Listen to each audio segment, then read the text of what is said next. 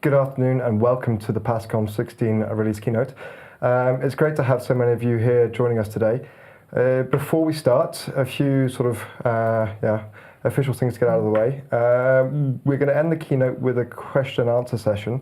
So as we go through the presentation, please feel free to use the question section on the right-hand side of your screen, as Matthias is pointing out to us right now, and ask all your questions as we go through.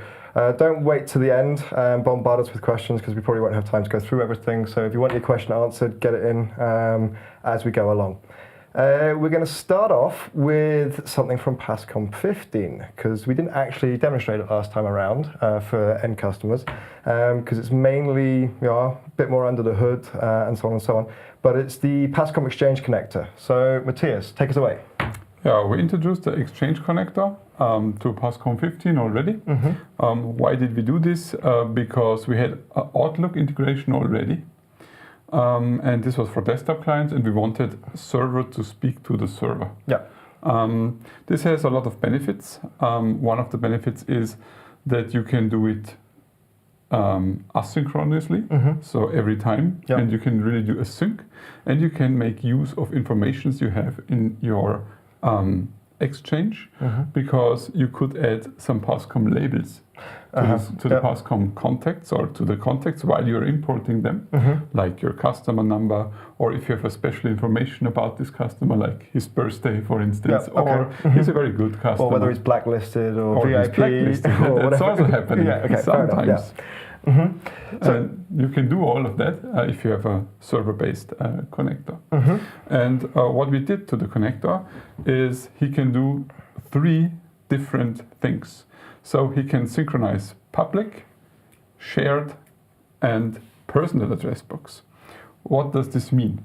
So many of you, as we learned, because we're not Exchange experts, are using the public folders. So you have one public folder for your company, and you put everything in there which is for everybody. And in most cases, it's even not restricted, but it's for the whole company. So like your suppliers, like your customers, you have in that public folder. Okay.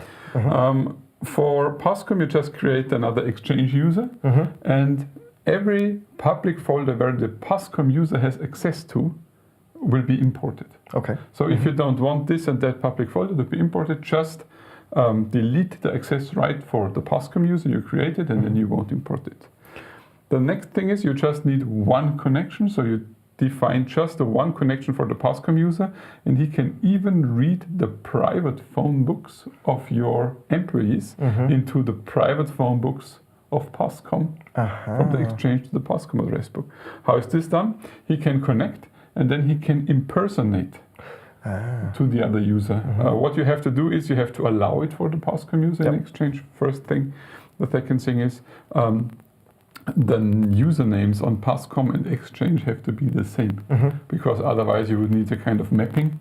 James here is Barton there, for instance. But to keep things simple, you have to have the same usernames.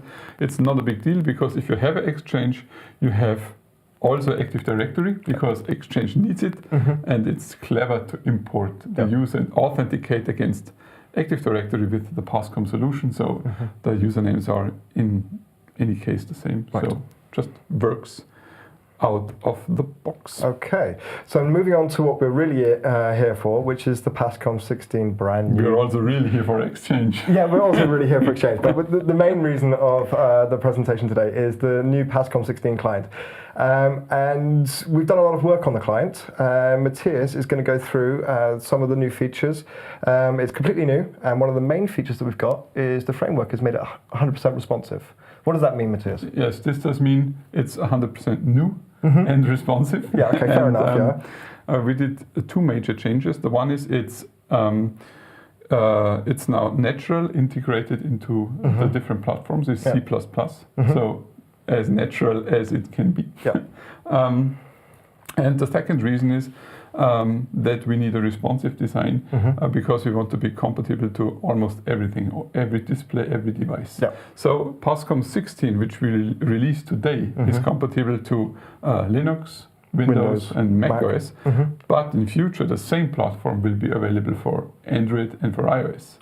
So it is important that it fits on every screen size. You can have a phone, a tablet, a Surface, a normal PC, and it should work on every device. And all the functions should all be available. Yes. Yeah, Yes, and you should not be restricted because of your screen size. Yeah. And this was one of the design goals, and it's also useful for your desktop application already because you can choose where to put the application, in which size, but just have a look at it. So live demo now. Yes, it looks like this. You can see complete new design, not only a facelift of the old client. Here you can see the different sections. You have like chats, like call history, phone book, and so on and so forth. And if you have the full window size opened, you have your contacts here. You have whatever you've chosen on the left side in the middle, and on the right side you have your soft phone. You can change that. You can just make it smaller, and then the soft phone disappears and is here available. So it fits on smaller screens if you don't have so much space. And if you even go smaller, it changes completely and it looks like a mobile phone now. But you can access everything. So you go to the contact list, you go into the chat.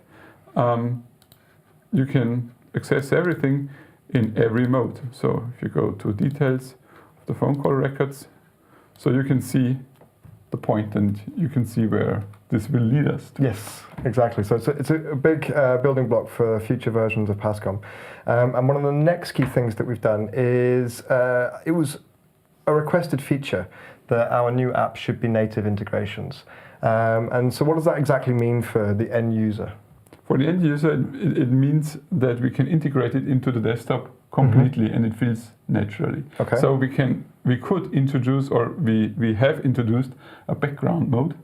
Sounds simple, so you can close the window and it still works, but technically, for sure, it's a lot of effort to have a real integrated desktop application, which works also in desktop mode, in background mode. I can show you what this means. So here, I have the normal application. In addition, I have here this, where you can see it's running in the background. So drop-down menu. Drop-down menu, I can close it completely.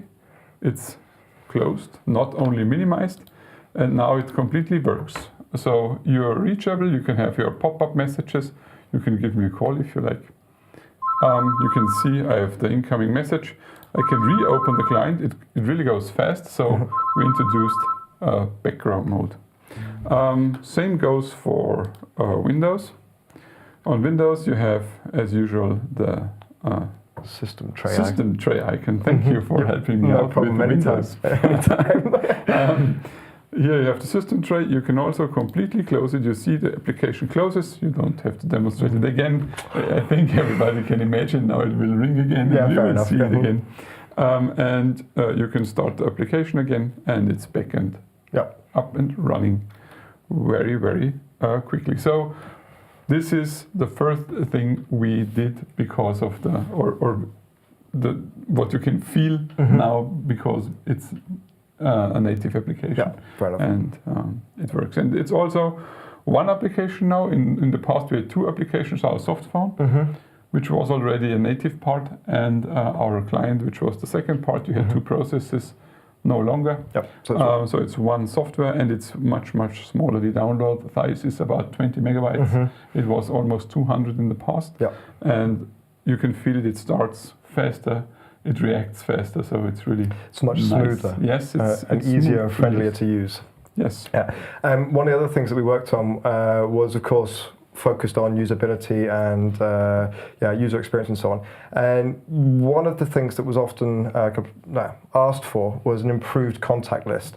And so while we've been developing the client, we have gone through the contact list and we sort of reworked the concept of how to better find what we're looking for. And one of the things we've introduced is favorites. Yes, it sounds simple. It is simple. It's also technically simple, but it's a very good improvement. In the past, you had the ability to create groups as an administrator.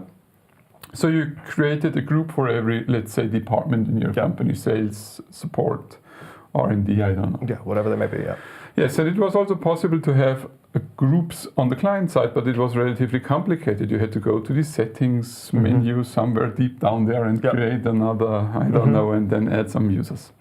And administrators did not like if they introduce our system to the company, then they had to ask which user do you want to see? What are your favorites? Should I group your department, and so on and so forth? So many decisions which the administrator don't like to make. And it was always an ongoing process for the administrator as well, because I mean, if a person changes role and needs their groups updated, they have to go back to the administrator. Now they don't. Yes, and you can still do this. You can still, all of that, you can do this if you like, but you can do it on a new way. You can just have one big list, which you define. You call it like the company name, let's say pascom, and then you have all users in there, and the user can now very easily decide who is his favorite and who not. We will show you the feature. It's relatively easy. So here I have pascom, the whole pascom team, or here, here all users, and I can say the administrator is one of my favorites. Then I go back to my favorite list. Now I have those favorites, and you can not only have contacts but also teams your favorites, so you can choose who's your favorite. The administrator was not very nice to you yesterday. You can unfavorite him like this.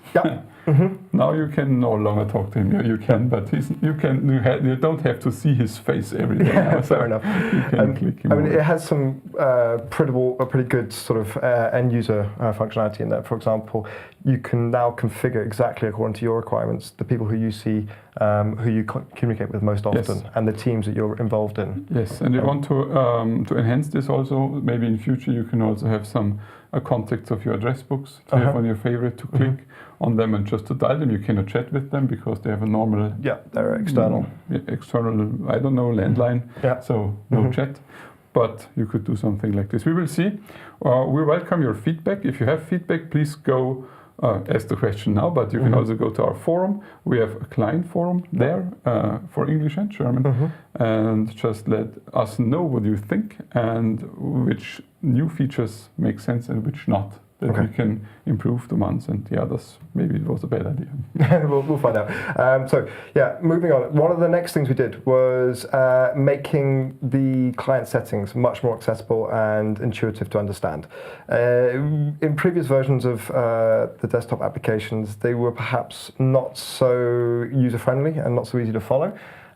We improved that with the last version of the mobydick Java client, and now we have gone one step further and we've made it much more user-friendly, where the settings are exactly where you expect to find them. Hopefully, yeah. So your feedback, again, much appreciated here. And yeah, so Matthias is going to take us through to see how everything looks now. Now we have 3 different things you can do. One thing is here in your contact list. You can click on your face, and you can do everything which is related to you and your contacts. So auto away, how you want to see the others.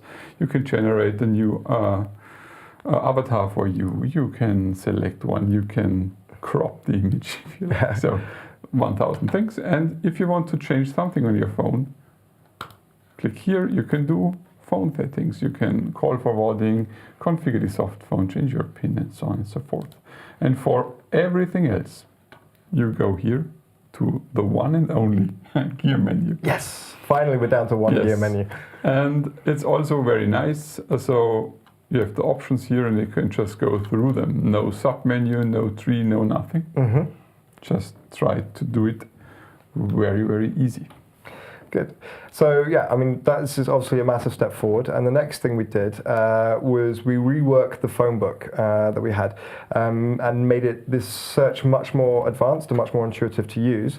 One of the things that was often talked about and requested was making the search function stronger for the phone books. But Matthias is going to go through now exactly what we've done. Yes, so there are a few arguments, pro and cons. So we always said don't maintain your phone book in the desktop client, because it just makes no sense. You have your CRM software, you have your Outlook and whatnot. I don't know. You have your software where you're already maintaining addresses, because you have already customers. If not, the company is ruined somehow. Maybe. Yeah, you should already have an external data source for contact information. Maybe you should have something, and you should connect this something and import it through our connectors. But our customers learned us that that's not true. Some people say, this is a phone system, I want a phone book, and I want to maintain the phone book in the system. In a way, it's a valid argument. Yes, but okay. So we try, for those people who do not use the auto importers, we try to make it as convenient as possible. And let's see what we've got. Here we can now click on the phone book. As usual, you can see the phone book here. We have a mini mode. This was also requested, that we don't use so much space. Here we have the bigger mode. You can see already the labels which are set for this particular customer. You can see he has only a business contact. You can dial this.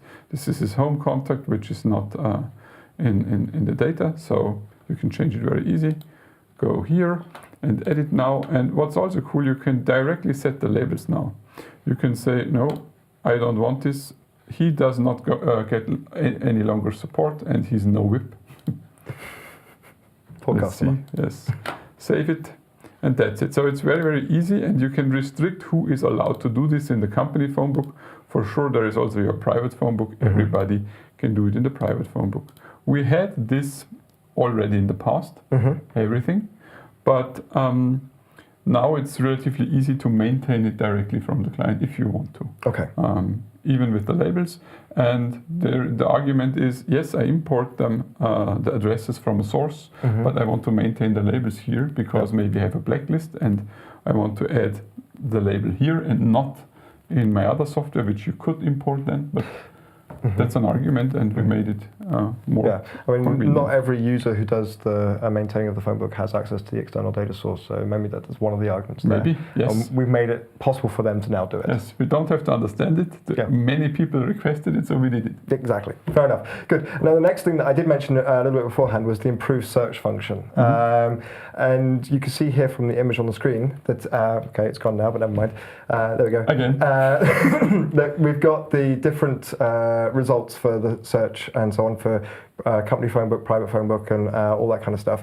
And Matthias is going to show us in live exactly how we've improved it and how it's more intuitive now. Yes, you can search. You could in the past, and it was always also in the past a filter. So you can see I have some lists open here, this list, and maybe I can have the journal here. So I start typing in here something, and it filters the lists which are available. This is handy.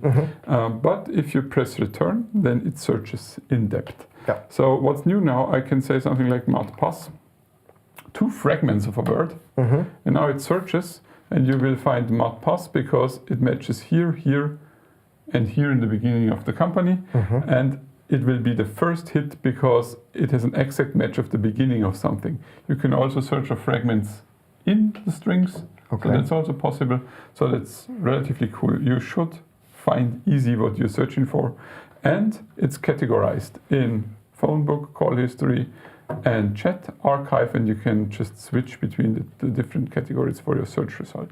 So this is one of the main functions, search and find contacts very, very fast to dial, because this is one of the main features. That's what a phone system should do. Yes, you could argue, no, I'm in my Outlook, I'm in my ERP system, CRM system, and I want to use click to dial or one of our integrations. But I think it should also be very, very fast possible to find somebody in the phone book and call him very, very fast if you don't want to start your CRM system or whatever. Fair enough. Good. Which sort of brings us on to the next point. You just sort of mentioned it briefly about using one of our integrations, Outlook. We've completely updated the Outlook integration for the new pascom 16. Yes. This is another improvement because we are native now, we can now natively talk to the applications which are on the different platforms. On Windows, we can talk natively now to Outlook. What this means is I can show you what it means. I go to the settings screen, and there I have an Outlook integration, and I can just enable and disable it. Now it's disabled, now it's enabled. What I can do here is just add as many folders as I like from my Outlook to import them. And if I click here, you can see it's a German Outlook, but yeah, everybody can understand this Outlook dialog is well known, I think. Yeah, I think so, yeah. So you can just choose your contacts and then say OK, and then it will be integrated into the pascom client, and you can repeat this as often as you like. And then there is no synchronization process or something, it's immediately there. So you can say something like Weber, and he will search it in... You integrated the calendar. I integrated the calendar, this does not help. I have to integrate contacts. That's calendar again. Again. You can see... I think you need glasses. Yes. Now. And the search again. And you There can see how yeah. immediately it works. Okay, and you can go to the details of this result, and you can see it's from the Outlook contacts. But it does not matter for you. You get the results which match best the search, and they're not ordered in any other way, just in the way that you see the best match. Cool. First. Good. So, I mean, apart from you messing that up a little bit, that's quite a cool little tool we've integrated and updated. You have to choose the right folder. Yeah, that does help. The problem is why you can choose it is you can have a subtree, and you can in Outlook you can have a calendar, and then you can have as sub items a contact list. So you can even choose a calendar which has sub contacts somehow, so we do not restrict it. I think you've just got out of that one there. Good. All right, so the next thing that we've done with pascom 16 is we've completely reinvented the chat concept that we had. One of the requested features or little bugbears about the old client was how the chat was listed underneath each other on the left-hand side, and it took up space and removed space from the contact list and so on and so on. So what we've done is we've reworked it and come up with a much more user-friendly way of chatting. So we're going to do a bit of a live demo and go through some chats. Okay, if I open the chat now, you can see it opens the chat not here in the list like it did in the past. You have an own section which is called conversation or chats, and I have that one chat now here. Then I can start another chat, not with the team, but here. And you can see now you have the chats side by side. And we can also chat. Maybe you can ask me something. Nothing too long. Nope. Hello, that's good. You can see now here who is communicating with you. You can say hi.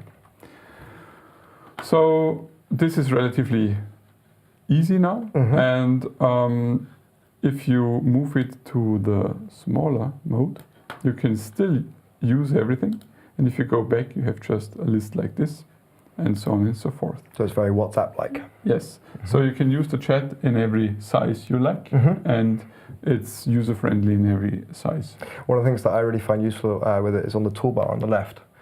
When you have a new chat message, a little green icon appears saying you've got a new chat message. Whereas on the old client, it was always very difficult to identify once the pop-up notification had gone, whether you had a new chat or not. And now you can see it almost immediately, which is a good step forward in my mind. Yes, yes, I think it's just like a chat application should be now. And in the past, it was a telephony system where you could also chat. Yeah. So that's it in short. Another step forward we've done with the chat is also reworking our multi-user chat system that we have. In the old clients, we also had multi-user chat, but we've reinvented or updated the way that you can start a multi-user chat now and made it much easier and quicker for the end users to get involved in a multi-user chat. So take it away. How are we going to demonstrate this one then, Matthias? Okay. Again, I'm in this mode, and I get a new group chat icon here in the chats. Or if I use the smaller, I have also this one. Or if I have already opened the chat, I get this plus sign to add another conversation. I can do this. I can quickly filter, because normally you have all your colleagues here. So not only 3, or maybe only 3, then it's very easy for you. But if there are more, you can filter. Like as you see, then you can just mark them. You can set a topic. Per default, it's new group chat from my name. You can just say we are talking about lunch. Create, and then it creates the room. It creates a little nice icon for it, Lou. And now we can do a multi-user chat, maybe. Sure. And you can add and remove participants on the fly. So it's very fast and very easy to do so. It was possible in the past.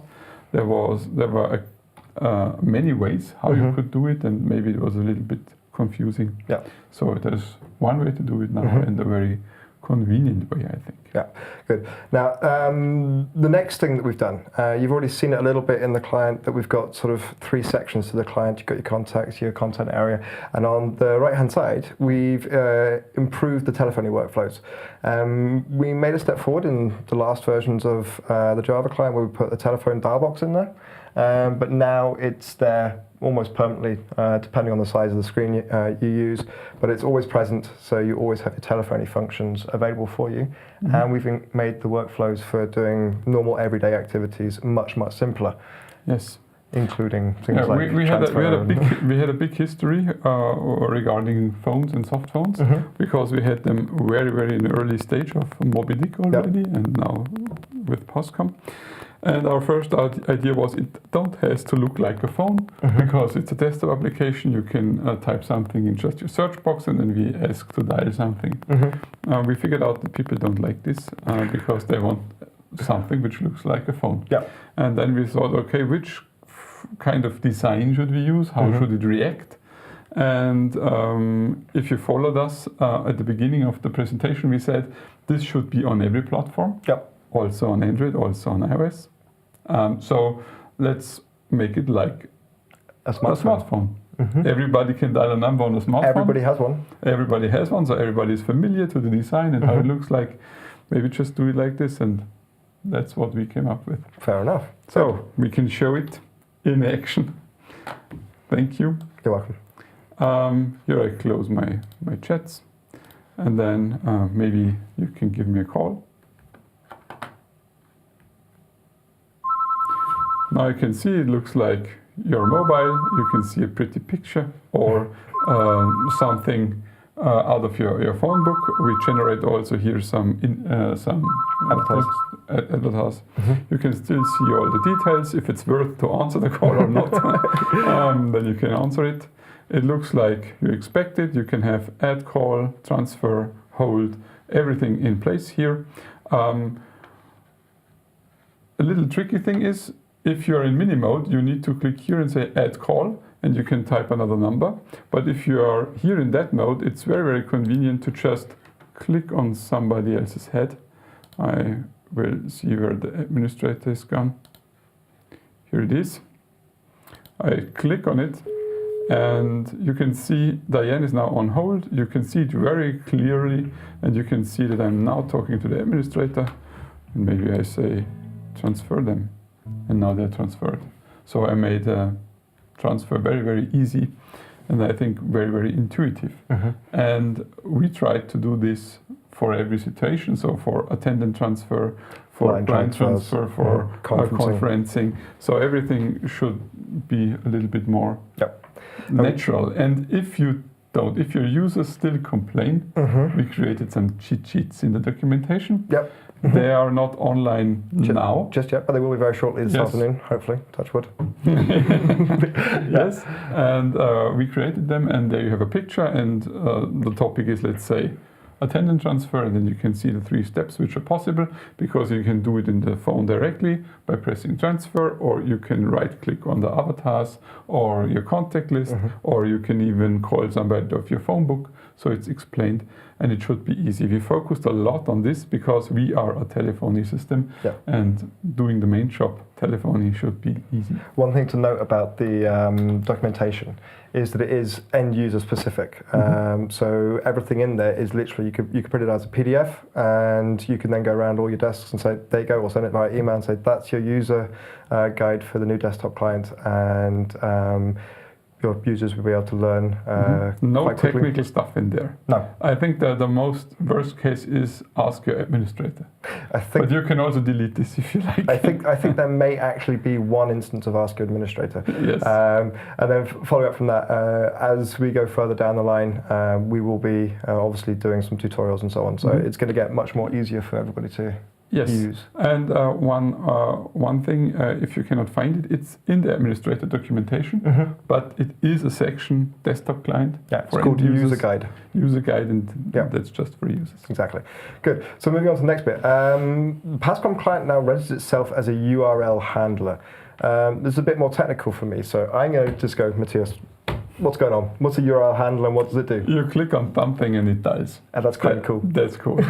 Fair Go enough. ahead. No. In some applications, you can start a URL. Like instead of HTTP, you can call them call to or zip. This concept is already known with mail to. If you find on the homepage the mail to tag, you click on the homepage and it opens your favorite mail application, and then you can write an email. And same goes for calling, dialing numbers.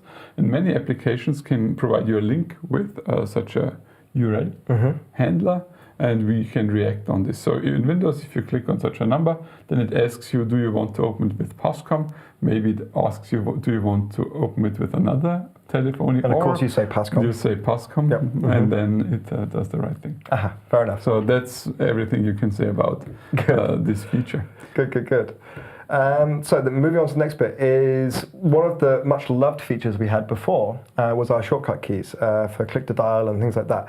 And what we've done now is we've made them much more freely configurable, and I believe we've actually added a few more, have we not? Yes. So dive into it. In the settings, the one and only settings you can open, you can find now shortcuts. There are two global shortcuts now. The one is click to dial. You can configure it completely free. You can say change, and then you can just do the recording, and then you press the key, and now it's F10, and you can configure them as you like. Click to dial does the same as in the past. You just mark a number. And then in your document or web browser or wherever it may be. We will do some smart things with the number. Even if there is crap inside, we will refactor it and it will look nice, and then we will dial it. Fair enough. So that's it. But we have another new shortcut, which is smart on off hook.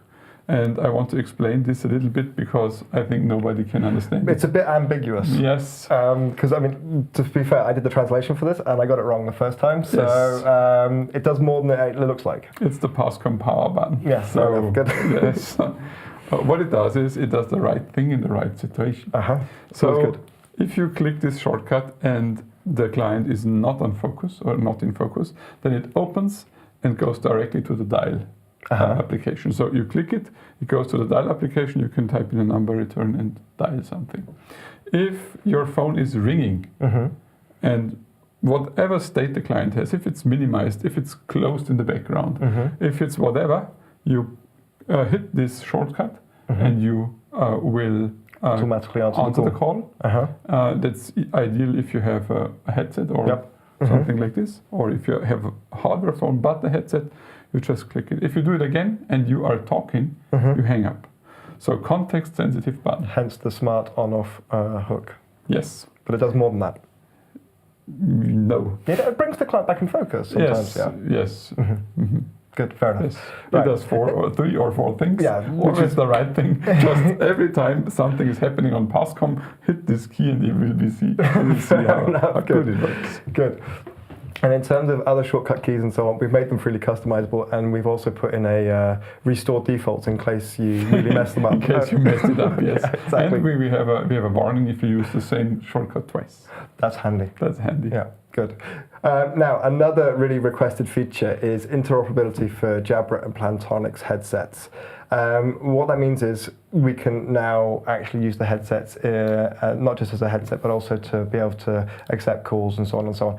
And what Matthias is going to talk to us about now is he's going to demonstrate it for one, and he's going to tell us how it works. Yes. The first idea when it comes to headset integration was with our soft phones. I'm just talking about the soft phone because otherwise you have to ask the phone vendor for compatible headsets.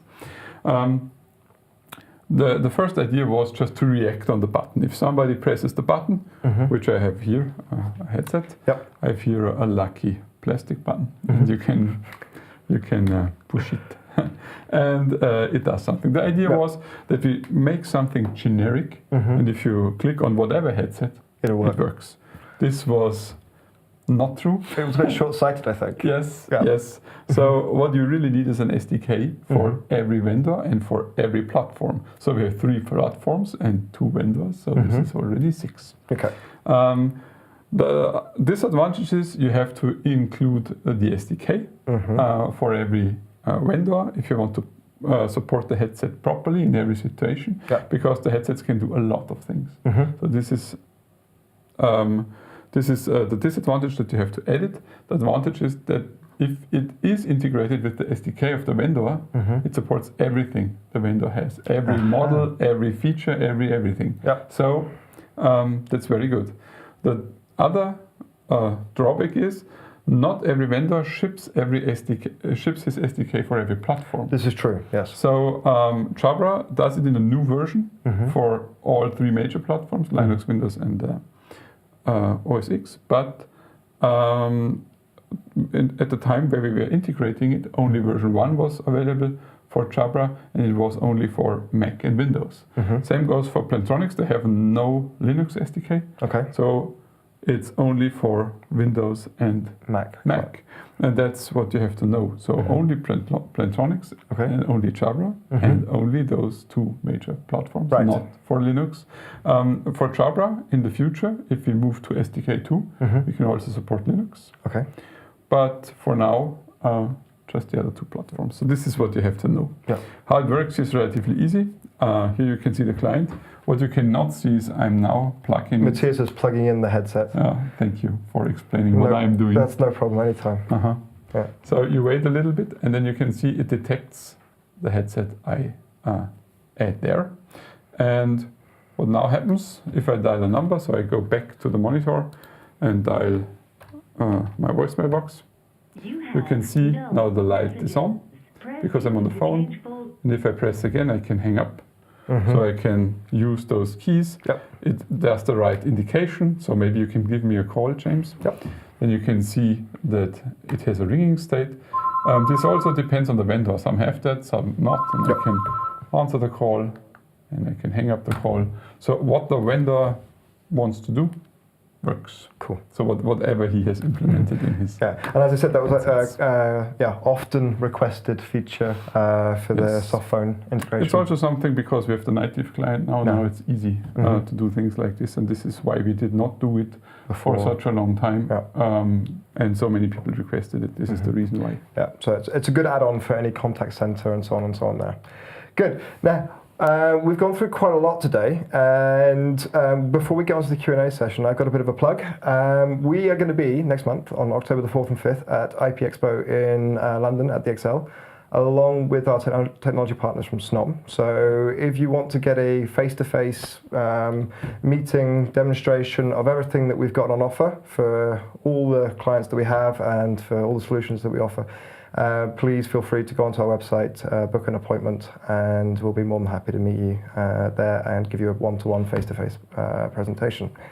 Now, the next thing that everybody wants to do is get hold of the client. So you can download it from our website, as usual, where you download the ISO files for the phone systems themselves. We've now put a section there for the pascom 16 client. And unlike previous versions, you can actually download the client itself. Yes. Why? Why? I don't know, because it's convenient. Okay, maybe. Fair enough. No. In the past, it was like this, that we shipped the client with the version of pascom. So if you have a pascom 16, the client was shipped and bundled, and you could download it. This is still the case.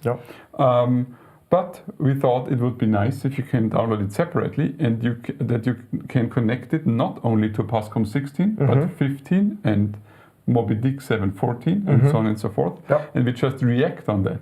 So if a feature is not possible because the server is too old, then we just disable it in the client. Right. So we tested it for mobydick 7.11, which is the LTS version. We tested it for 7.14 mobydick. We tested it for pascom 15 and for sure for 16. Yeah. Okay. So just download it and start it. So it's easy for you to start testing and easy for you to give us feedback in our forum. Exactly. And that's the reason why we did this. And just download it. And of course, that does also mean that if you want to test the client, you don't have to upgrade to pascom 16 straight away. Yes. You can deploy it and you can test it and make sure that it works according to your environment before. Yeah, there is one thing we have to point out. If you don't have pascom 16 installed, then the problem, and it's not a problem, but there is no auto update then. Yeah. Because only pascom 16 is able to auto update the client, the new client. So you have to deploy it, and if you want a new version, you have to redeploy it, or you have to update your server then, because if the pascom client 16 sees a 16 server, then it does automatically the updates from then on. So not a big deal.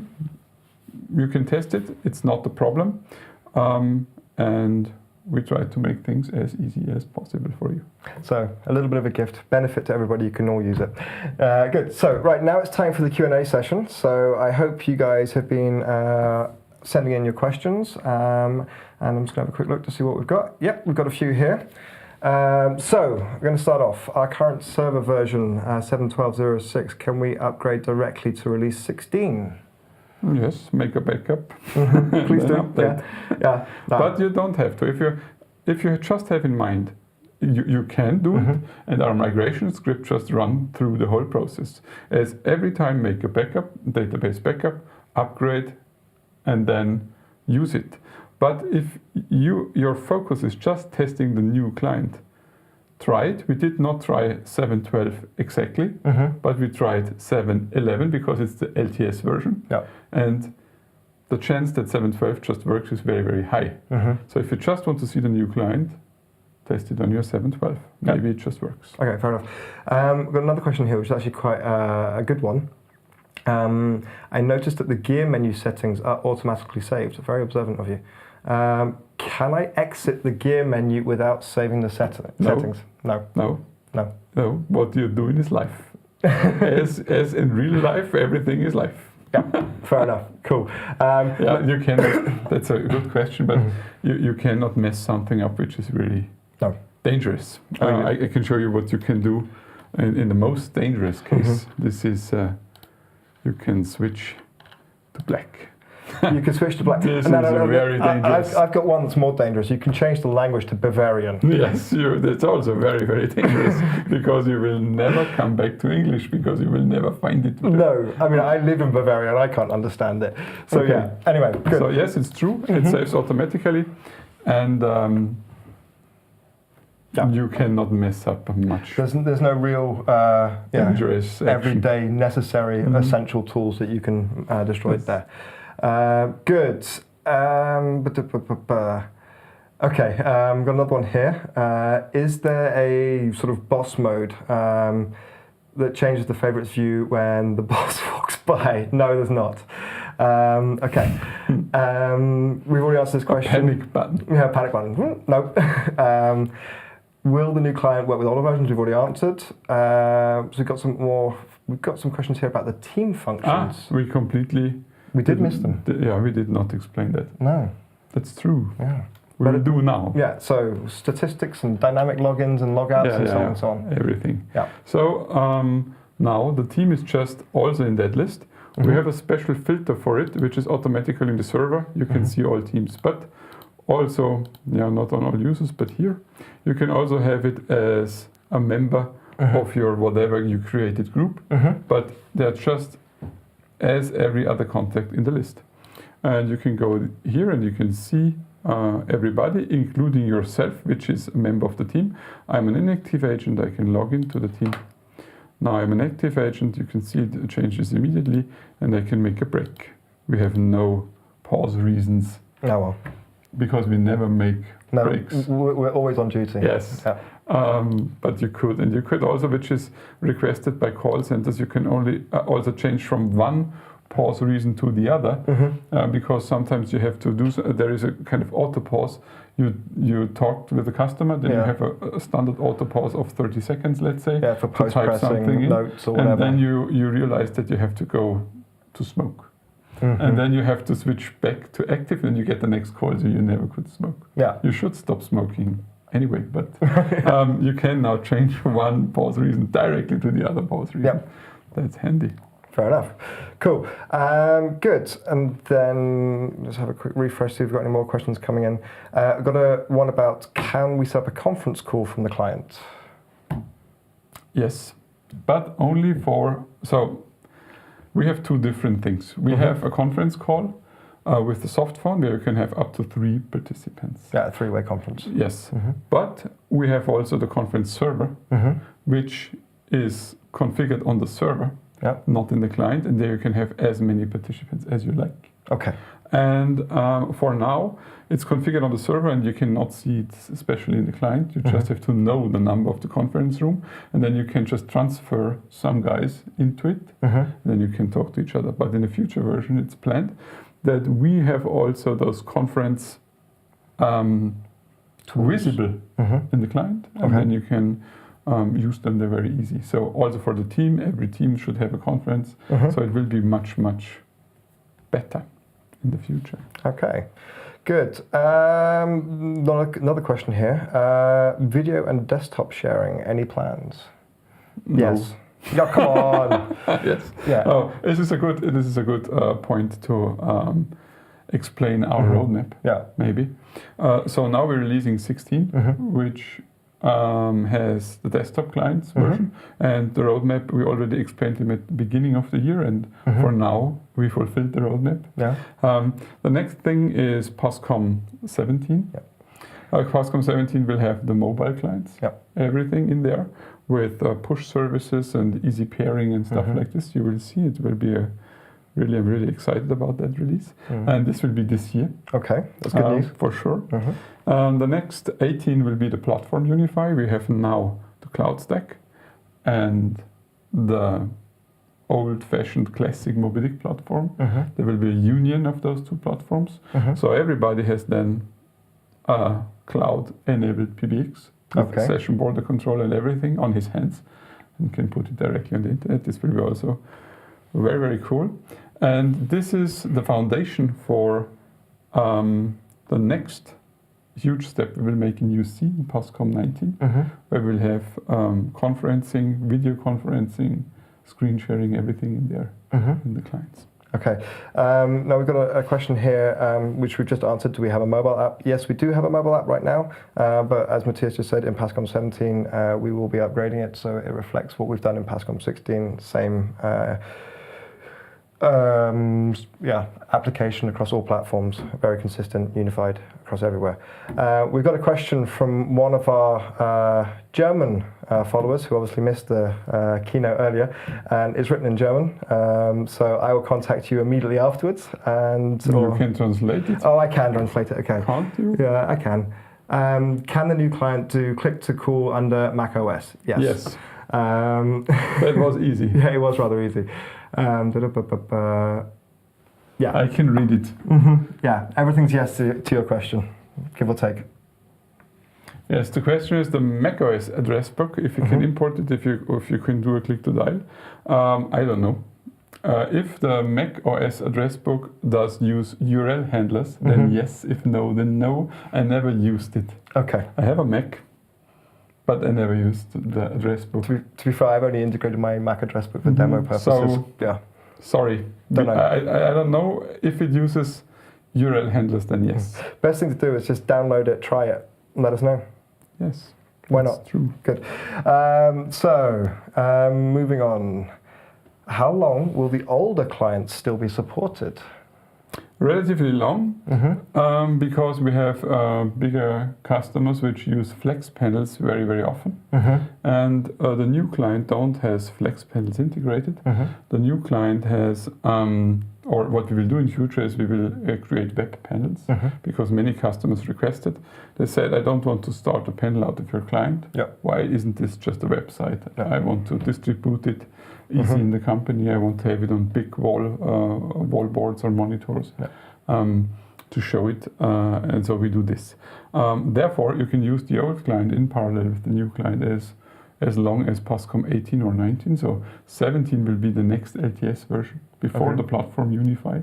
Okay. And we will support it for the next years in pascom 17, that you can use both clients if you like. So basically, when pascom 18 becomes the LTS, we will stop supporting the old clients. Yes. But this is the last LTS version 11. We supported it for 3 years. The 4th year now, I think. So it's going to take some time. So it takes some time before we do not support the old client. Yeah. Okay. You can also use them in parallel if you like. So you can disable the notifications on the old client and use the new client for everything. But you can start out of the old client the flex panels if you like, because you have an auto start mechanism where you can start the flex panels automatically if you log in. You can do this on the server. You can say start on login, and then you do this, so you can just use them for the flex panels if you like. Okay, good. So let's see if we've got any more questions coming in. We've got one here. Does the new group chat support permanent chat rooms? No. That's very often requested. Our own team has a hack for it to have permanent chat rooms because they like it. Yeah. Don't ask for the hack. And this is one of the next things we will introduce is permanent chat rooms, but combined with the teams. So I would see like this, that you have your team, like your support team, which is already in there, like here. And you click on it, that you can not only see the activity like agents overview or calls waiting, but that you also have a group chat. So this would make sense, and then maybe 99% of the cases are already solved. Okay. So we're discussing how we will do it, but this is the most likely way. But one thing you can do is on startup, you can join a multi-user chat automatically on startup. Yes, you can do this with the hack. Ah, only with the hack. Okay. So I have the hack, do I? You have the hack. Ah, that's cool. I like that. Nobody else has the hack. Okay. Well, if you want to see what it may look like in the future, get in touch. No, good. Okay. So we've talked about the client features, and mentioned that the Flex panel is not going to be there. So the next question that's come in is, when will the client be feature complete in comparison to the old one? Yes, we have missing the Flex panels, which I already mentioned, because we moved to web panels. What's missing is the Datev integration, which is not interesting for international customers because it's only in Germany. It's only in Germany. It's a big company which cares for taxes. Yeah. And the other thing which is not completely implemented is monitoring. So monitoring on the server for sure works. So voice recording, monitoring voice recording.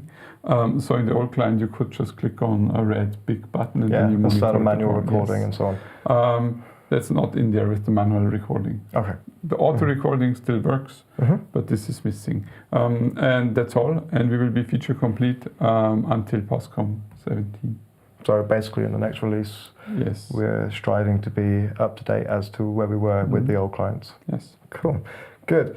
One quick last refresh to see any more questions coming in. No, not so far. But we are also, the time is almost over. So we're pretty good on for now. So yeah, if you've got any questions, then you can put them in the community, for example, or send us an email. And yeah, thanks very much for your time. Thanks for watching. See you. Thank you. Bye.